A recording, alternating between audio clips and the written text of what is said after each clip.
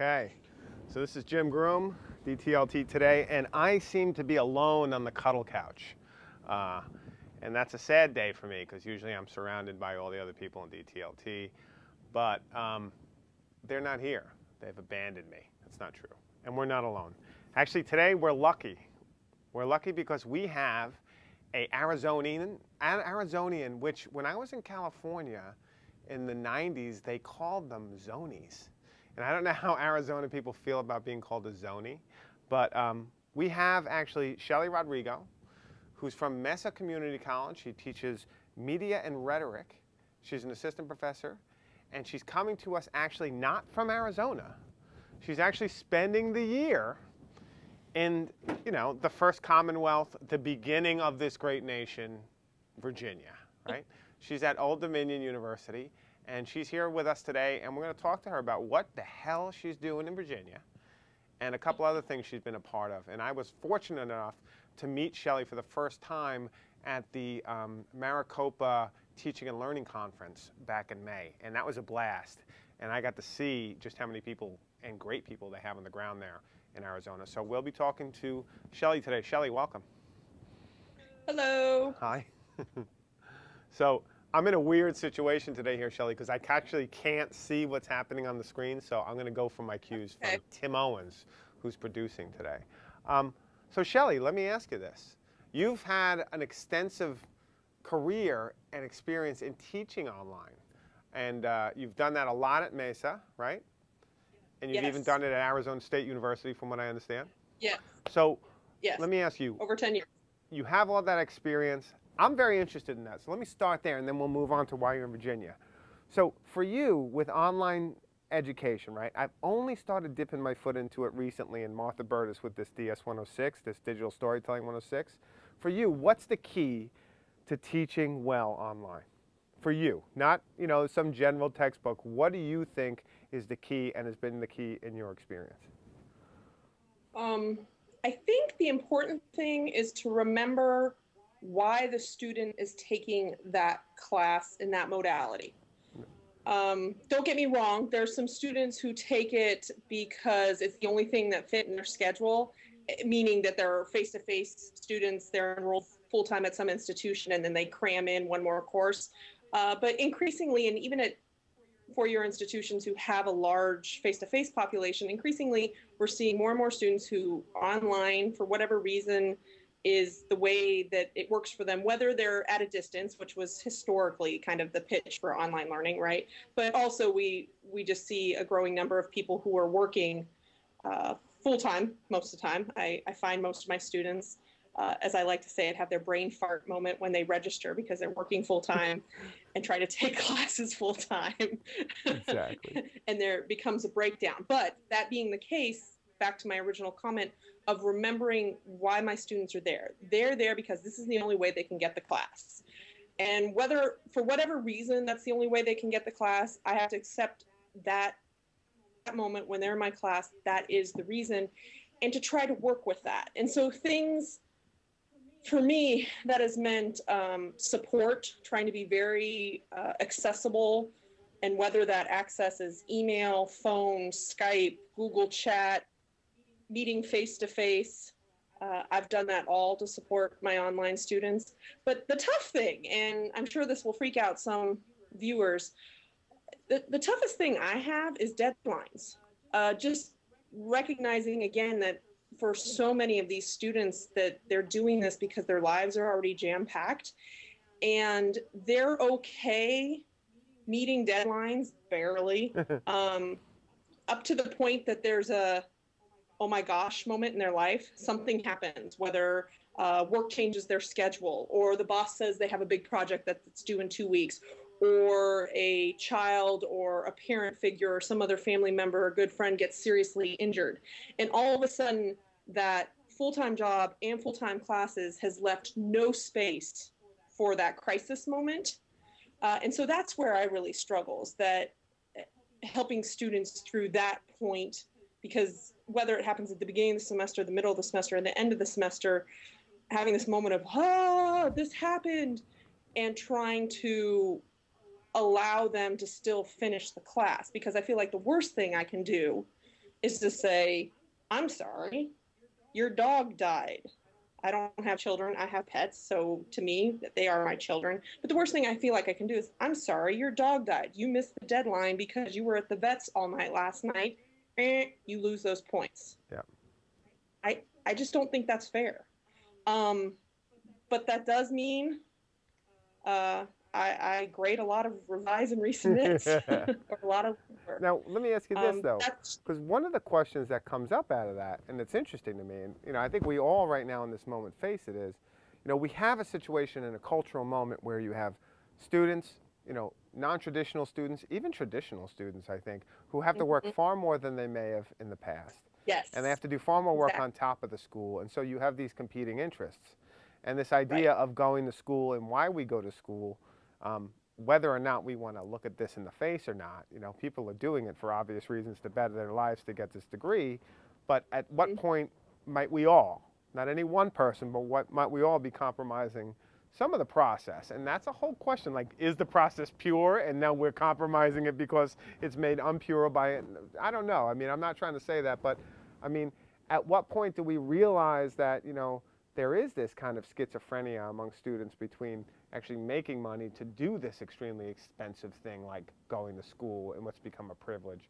And how do we culturally deal with that, whether it be more funding, whether it be the idea that maybe university isn't required for everyone to get more money and a better job, I mean, or just some different reimagined way for thinking about that online university. So it's not about deadlines and, hey, my dog died, are you going to dock me these points? But there's a more fluid way at it.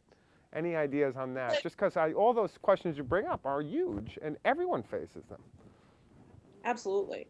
Well, I think part of what you're talking about, kind of the worth of doing this and how it conflicts with time, has similarly gotten me to really think about what are the objectives of my course? What is it I want students to have learned at the end of the course? Those big questions about why are they here, what bang for their buck are they getting, has really got me to rethink my course objectives, and whether, for example, in the Maricopa district, which Mesa is one of 10 schools, our class objectives, our course objectives are given to us. Now, I thankfully helped participating in rewriting the English 101, 102 objectives, and so those I feel pretty comfortable with. But for example, I've accepted that one unwritten objective in all my classes, and I'm upfront with my students about it, whether it's face-to-face or online, is you will become more techno-literate. Yeah. I pitched the sale of, in this day and age, this is a skill that I think will benefit you, and most of them agree. And then I'm like, and you're going to, bang your head against technologies in this class, but I promise you, you survive. You will be more comfortable and confident in these different environments. And when another class or a job throws and says, hey, you need to learn this, after having been through my class, you will not freak out in that moment. You'll go like, no, I can do this, and move on from there. But why I'm bringing it to technology is that's one of the major reasons I have found myself not teaching in LMSs. Yeah. Because in the world, according to Shelley, they're useless after college. Yeah. No very few work environments actually use Blackboard. But if I have my students learning how to do stuff in WordPress or in Google Docs or building wikis, these are all technologies that they can actually use, transport with them, and resemble technologies they're more likely to use post-degree. Yeah, and you give them, and I love that idea, and this, I mean, that's come up again, is this idea of the LMS as a kind of, that's useful for when you're in school and learning how to do school, but the idea of how easy it would be for those technologies to penetrate all around your experience in your life, and framing students with a space that's their own and that they become comfortable with, that will kind of translate seamlessly into the world.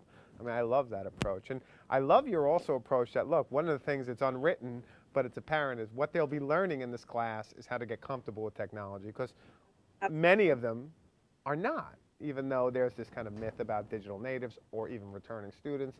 That's an unevenly developed frontier, and we can't take it for granted. Well, I have to admit that digital natives, immigrants, metaphor I really dislike. I really stand by Mark Milliron's belting metaphor. So talking about that people work through, like in martial arts, work through different layers of belts. Yeah. And I like that because like little kids in belts, part of me thinks it's because they're lower to the ground and they fall and get back up easier, but they move through those lower levels really, really quickly.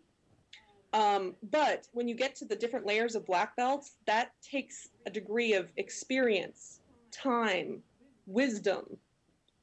And that's part of, I think, the distinction of technology users. So it's not necessarily immigrants and natives, even though as someone who teaches English and can sit there and talk about ESL and how that metaphor might work, I really like the belting metaphor because I think, yeah, some people can move really quickly through those brightly colored belts, but as they get to the higher level ones, you have to slow down. It's kind of the nature of the process. Yeah, and the nuance and complexity of how networks truly work and how to theorize Absolutely. how they work and how that's going to impact what you do and what we're all doing culturally. I mean, that's why, that is, I agree with you, like when you start getting into those nuances, you're getting into the higher levels of examining what exactly, I'm not going through root process. Something's happening to me in turn. And to understand that through reflection is remarkable. So let me ask you It reminds me of this great conversation I had with Alan Levine, Cogdog. Who's the Alan Levine? RSS. Oh, yeah. That RSS is one of the markers. If you really understand and get RSS, yes, you've moved up to a belt. Or you might be black. That's one of the belts you pass.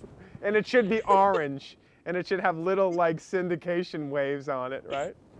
Absolutely. But it's interesting because trying to get people to understand that, it's like, that's the way Facebook works. If you get that, you understand it. And I think another one is right. I think that would be right. And another one for me, and I do this all the time this week, particularly, I'm going back into classes at Mary Washington, Creative Commons. The idea of attribution, the idea of the complexity of copyright with all this stuff right now. It's another one. So I really like that. The belting metaphor does work. Oh, that would be fun. We need to create the thing is colored belts and what they mean. Yeah, you could create a great video game around that, right? Because there was like, remember Kung Fu Video when you went in and like you kicked everybody's ass and you had the knife and like, that would be a great like ed tech Kung Fu get my belt video game. I love it. So that's a good one. Okay, so let me ask you this. You're out in Arizona doing your thing out there in the desert, Mesa College, Arizona State, and then you find yourself in this lush, green, East Coast country known as Virginia, down on, basically the birthplace of North America in terms of colonial North America, right near Yorktown, Jamestown. You're at Old Dominion University, and you're there for the year. Am I right, Shelley? Yes, I'm here for the year. So now, are you a spy sent by the West to find out how good we do it on the East Coast, or are you actually here to show us what to do, to show us the way? What's going on? Well, Old Dominion's English department, 2 faculty who specialized in new media, technology, technical writing, were hired into other positions rather late in the hiring cycle last spring. And so the department had very last minute spot to fill, especially they have a relatively young PhD program that has a heavy emphasis in new media. And I was due for a sabbatical. I've been full-time at Mesa for 9 years. Wow, and so they made I have some friends here in the department, and I got an email saying, what do you think about a year of visiting associate professor at Old Dominion playing rhetoric and new media? And I'm like, awesome. Ooh, sounds good. So it is spying. I will say this. It is spying. Going back to the first part of the conversation, in my 10 plus years of online learning, it's primarily been asynchronous. Yeah. Old Dominion has a very robust synchronous online program, including the English department's PhD program. So this semester, for example, I'm teaching a graduate class. It's a master's level, but I have both master's students and PhD students, some students face-to-face, about 6 or 7 in the class face-to-face, and another 5 or 6 online for 3 hours a week. And so that, on some level, is me spying for Mesa and Maricopa, because at least Mesa has definitely built a very robust asynchronous online program. And I think there's definitely something to synchronous programs, as long as, to me, the important thing, as long as students know in advance. Yeah. Because the whole point of them taking this, back to my reason I was saying is that they're taking it because it doesn't fit in their schedule. Well, as long as they know, I have to be online Tuesdays, 7 to 10, that's fine. That's one Shelley, thing. I'm going to do a little spying right now for Mayor Washington over at ODU, Sure. Thanks to you. So when you do bring in those 5 or 6 students for the synchronous class, and you're physically in a class or some sort of studio, I imagine, at ODU, how does that work? Actually, it's a great question, and I'm negotiating that right now. The building next to the English department building, so I'm kind of tossing my hand out the window, has these beautiful studio classrooms that have those setups where there's cameras, and if you push the little microphone, the camera zooms in. However, the English department has decided that they did not like using those classrooms, and they're just using right now online meeting software. WebEx is what's being supported. The institution has Adobe Connect. Since the class I'm teaching right now is teaching writing online, or teaching writing with technology. There we go. Teaching writing with technology. I already forewarned the students we're going to play in all these things. Yeah. I'm going to try to get us over in one of those lab spaces. But I can't answer your question very well because I'm still tinkering with it. But I'd love to get back to you at the end of the semester and share the process. So last week and this week, we're going to be in Adobe Connect, maybe one more week. We're definitely going to play in Google Hangout, the Google Plus Hangout for a couple weeks. You know what we should do, Shelley, you know what we should do? We should do a field trip down to ODU for one of your classes. This will be DTLT Today's on the road field trip. I love it. And we'll take our setup, because we've been experimenting with video just like this, our setup, and see if we can't reproduce the studio effect with DTLT Today for a synchronous live show, how we might do it. Now, I don't want to volunteer anyone here for anything they don't want to do, but I'd be very interested to get a tour of those studios, see how they're doing online learning at ODU, and then see what tools we have and how we could reproduce in a classroom something like that without Adobe Connect or Illuminate, which makes me want to puke on the floor.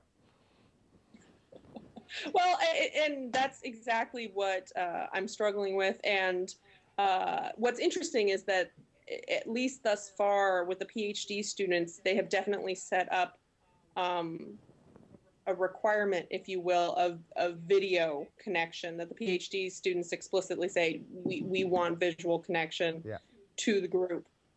So yes, I too am playing with it. I may try Skype. I think you have to purchase to have the multiple. Yeah, it's like $8 a month. Yeah. I actually did purchase it. And I already have, I can call out on Skype, which I love. So it's one of those things, okay, drop in the bucket. I'm going to test this. So I may do that as well. But that's exactly it. I can say, I wish I had the ability to say, sure, come on down. But the one thing I miss being at a new institution, if this were Mesa, I would be like, because I'm in the CTL or the Center for Teaching and Learning at Mesa for the past 4 years, obviously not this year. Yeah. I've had various amounts of reassigned time. 4 years ago, I was instructional technologist, completely reassigned time for 1 year, and then various amounts of professional developer. But integrated enough in it that without even talking to them, I'd be like, sure, come down, we'll plan it. At ODU, I'm just starting to make those You're just brand new, yeah. No, but that's interesting, and it should be exciting. I still have to, when I call IT for help, I have to go through the first 10 sets of questions. No, really, I tried all that stuff first. I'm not a complete techno goob. What I think is really interesting, Shelley, is that it took you coming here from Arizona and me meeting you through Maricopa and Allen to actually get that kind of spark to say, why don't we know more about what ODU is doing? Because they have been leading the way in terms of Virginia with synchronous online learning, like you've said. And I couldn't tell you the first thing about how they do it. So it's interesting to me. So I will say this. They have the most beautiful studio.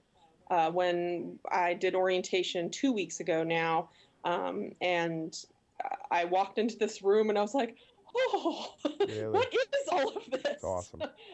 They have a beautiful studio set up that is not just the classrooms that are studios, but they have a full studio that is just basically an empty room, about a classroom size room, that it looks like they can do just about anything in. Amazing. So again, I'm looking forward to trying to do something.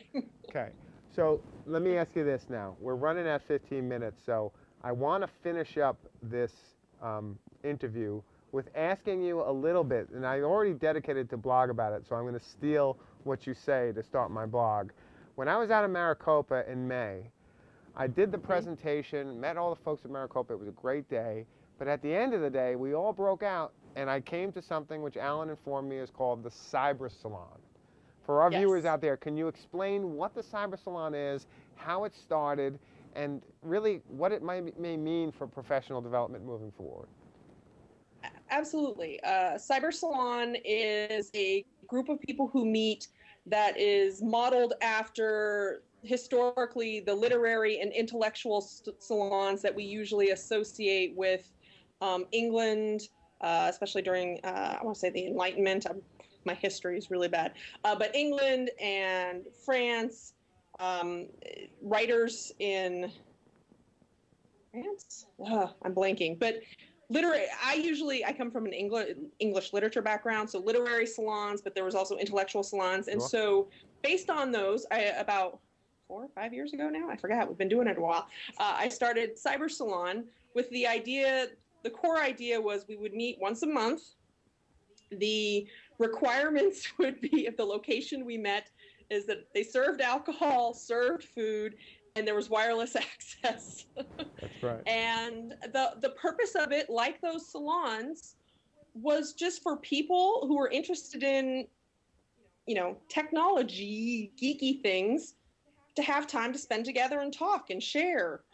Some cyber salons are very focused. We'll do a specific thing. Like once there was a digital photography one that we actually did at the botanical gardens and then went somewhere out afterwards. Last spring, I did a mobile day one. A lot of them, though, just take place at either someone's house or a pub or a restaurant. And we, sometimes it's small groups, 4 or 5 people. Other times we've had over 20 to 30 people show up. Yeah. What's really fun is the vast majority of the people who come are educators. However, we've got people who weave in who are just interested kind of geeks in the area. For a while, we had a lawyer who came regularly. He actually moved out of town, and that's why he doesn't come anymore. We have a growing number of some administrative and even assistant figures who come and hang out. What's happened is that people find it's their most robust and productive professional development because it happens in a more casual environment. Can talk about failure. That sometimes is important to have an environment where you can be like, I tried this and it bombed. And it's somehow extra institutional too, right? Like it's not associated with any institution. It's just folks that it is not anywhere can come. And there's an online component too. Yeah, and I think that's what's been interesting is in the past 2 years, a handful of administrators from different campuses in the Maricopa district have joined the listserv. So also Cyber Salon's a listserv. Yeah. And that has had some interesting ramifications in terms of the listserv discussions. And a sense that people feel like they're getting watched. Like here's the admins. We got to watch what we say about Johnny X or Y. Absolutely. Well, or actually, what happened is that because for a while it was so open and people weren't worried about it, and a vast majority of the people were from the Maricopa district, so sometimes very specific questions would come up about Maricopa. And sometimes it was like, oh, I can't figure this out, or why do we do it this way? Some negative connotation. Oh. And once I started to realize that there was these administrators, and actually I had a great conversation with my chief academic officer, who one day told me, he goes, oh yeah, he goes, that's one of the things I read daily. He goes, other emails will wait. I skim that because that is for me a pulse of what a certain group of teachers in the college and the district are doing. So, I mean, that's a fascinating insight from his perspective. But once he said that to me, I was like, ooh, and I actually had to have one list mama moment where I'm like, okay, everyone, I'm going to quickly remind you. That's right. Who's on here. You know, some people are not from Maricopa, so keep that in mind. We do have some administrators who rarely ever post, but they're there. A couple of documented sex offenders. No kidding. Well, I can say I did have one member who said, are her archives public? Because I've been stalked by someone, and I'm like, yeah, do we want to get you on with a pseudonym? Exactly. No, so I love the whole idea. And what I really liked when I saw it when I was in Phoenix was the way in which there were like 20 people at that one, and it was like a party. People Absolutely. hanging out, people drinking, talking about the stuff. I got to sit down with Dustin and find out all the awesome stuff he's doing.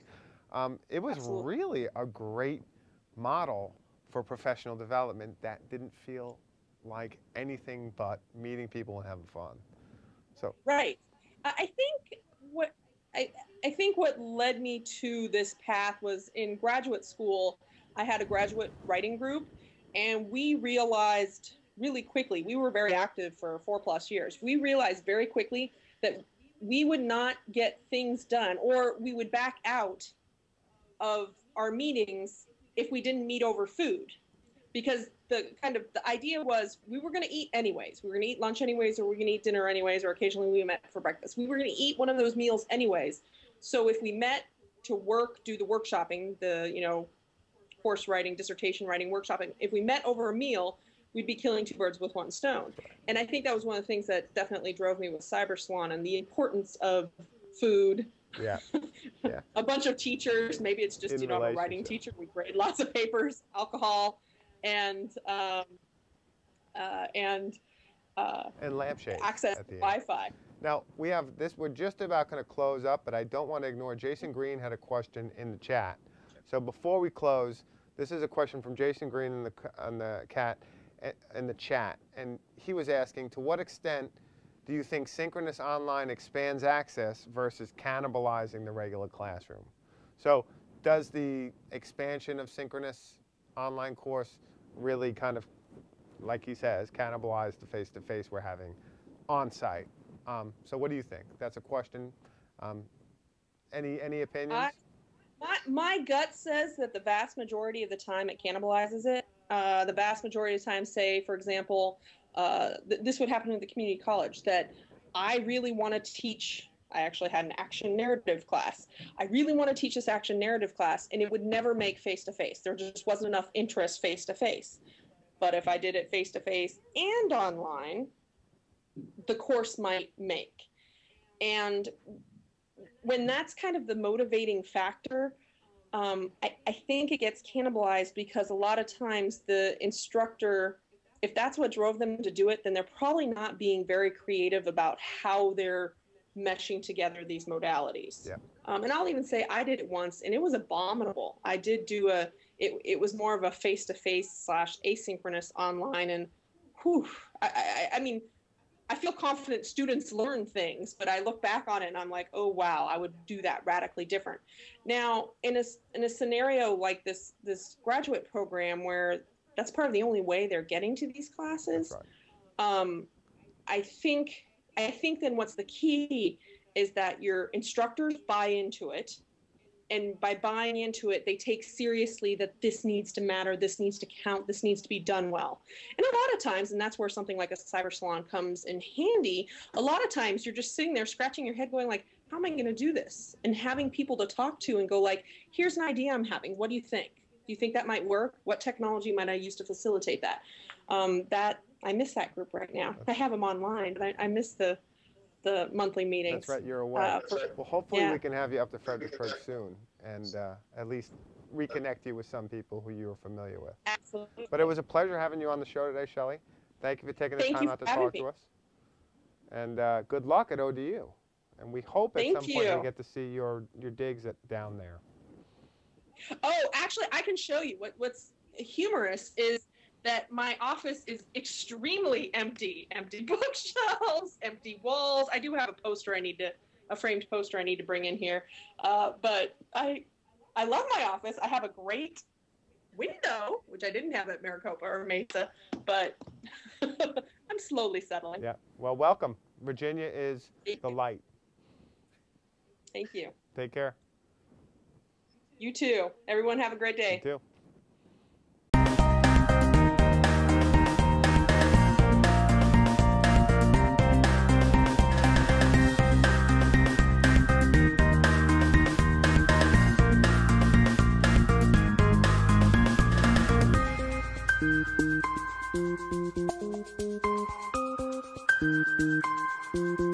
Thank you.